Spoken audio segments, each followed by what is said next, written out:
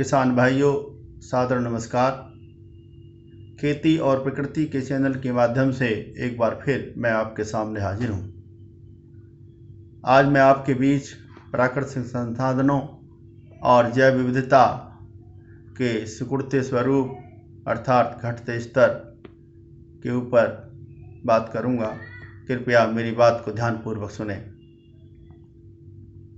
साथियों, आज हर इंसान को जिंदा रहने के लिए भरपेट शुद्ध भोजन, शुद्ध हवा, शुद्ध पानी और शुद्ध पर्यावरण की आवश्यकता होती है। ये शुद्ध भोजन, शुद्ध पानी, शुद्ध हवा और शुद्ध पर्यावरण हमें परोक्ष या अपरोक्ष रूप से खेती प्रकृति से ही मिलता है। हमारा जीवन और हमारी खेती का जीवन प्रकृति के वैभव पर निर्भर है और प्रकृति का वैभव प्राकृतिक संसाधनों और जैव विविधता के ऊपर निर्भर है। हमारी खेतीबाड़ी सही से चलती रहे, हमारा जीवन खुशी से सही से बीते, इसके लिए ज़रूरी है कि हमारे प्राकृतिक संसाधन और जैव विविधता मजबूत बनी रहें। साथियों, यदि हम अपने पुराने बुजुर्गों के ज़माने सन 1950 के दशक की तुलना वर्तमान समय के अपने गांव, खेत खलिहान और परिवेश से करते हैं तो हम पाएंगे कि सन 1950 के दशक में हमारे देश में वनों का क्षेत्रफल 26% भूभाग पर था, जबकि आज वो घटते घटते 7% शेष बचा है। आज वन क्षेत्र तो हैं लेकिन उनमें पेड़ नहीं हैं। हालांकि 33% भूभाग पर वन क्षेत्र होने चाहिए, लेकिन यदि 20% भूभाग पर क्षेत्र पेड़ों से ढका है तो वो हमारे लिए बेहतर होगा। सन 1950 के दशक में हमारी भूमियों में भूगर्भ जल स्तर 20 से 50 फुट के बीच गहराई पर रहता था, जबकि आज तराई क्षेत्रों को छोड़कर भूगर्भ जल स्तर 200, 250 और कहीं कहीं तो 300 फुट गहराई नीचे पहुंच गया है।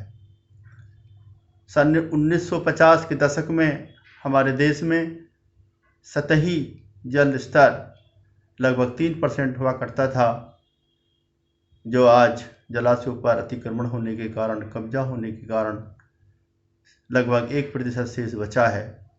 आज जलाशय जो शेष बचे हैं उसमें गहराई कम हो गई है, उनमें पानी नहीं है। यदि पानी है भी तो इतना गंदा है कि उसमें रहने वाले जीव मौजूद नहीं हैं। सन 1950 के दशक में हमारे देश की नदियों का जल प्रवाह पूरे वर्ष बना रहता था, लेकिन आज सर्दियों में तो क्या, गर्मियों में तो क्या, सर्दियों में भी नदियों का जल स्तर, जल प्रवाह नहीं रहता है।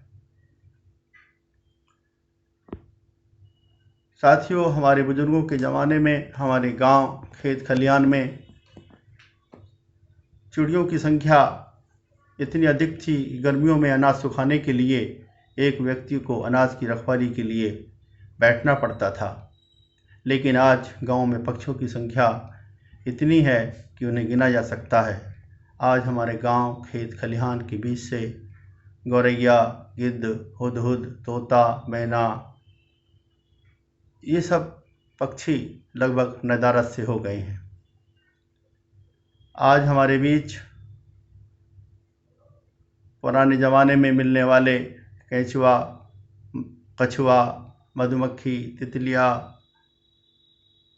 और गुबरैला, रामजी गुड़िया, ये सब भी हमारे बीच से नदारद हो गए हैं। साथियों, सन 1950 के दशक में हमारे देश की भूमियों में जीवांश कार्बन की मात्रा 0.5 या 0.52% थी, लेकिन आज हमारे पशुपालन ना करने की वजह से, हरी खाद का प्रयोग ना करने की वजह से, फसल अवशेषों को जलाने की वजह से, कंपोस्ट खाद और जैव उर्वरक, जैविक खाद न देने की वजह से हमारी भूमियों में जीवांश कार्बन की मात्रा 0.2 से 0.3% रह गई है, जबकि हमारी भूमियों में जीवांश कार्बन की मात्रा 0.8 से 1% तक होनी चाहिए।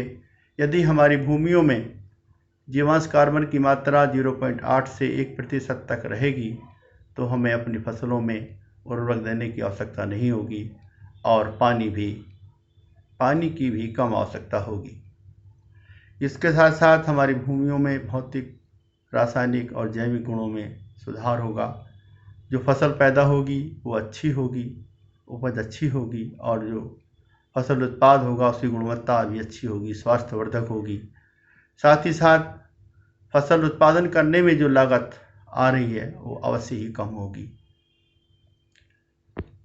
साथियों, आज हम सबको, हर इंसान को शुद्ध हवा, शुद्ध भोजन, शुद्ध पानी और शुद्ध पर्यावरण की आवश्यकता है।